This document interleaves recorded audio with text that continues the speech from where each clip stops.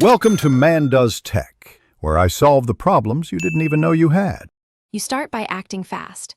Power cycle the modem and router, unplug both for 30 seconds, restore the modem first, then the router.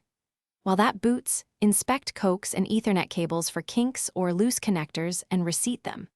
Next, plug one laptop directly into the router with an Ethernet cable to separate Wi-Fi from network issues, because a wired test immediately tells you whether the wireless layer is the problem.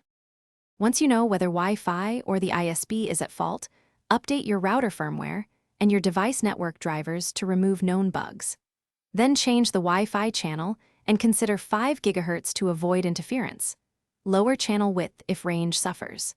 Enable basic Co-S to prioritize video or work traffic, and run a speed test plus ping and trace route to reveal packet loss or hop stalling. Because diagnosing to finish, if issues persist, try a factory reset and reconfigure, and if instability continues, replace flaky modem or router hardware.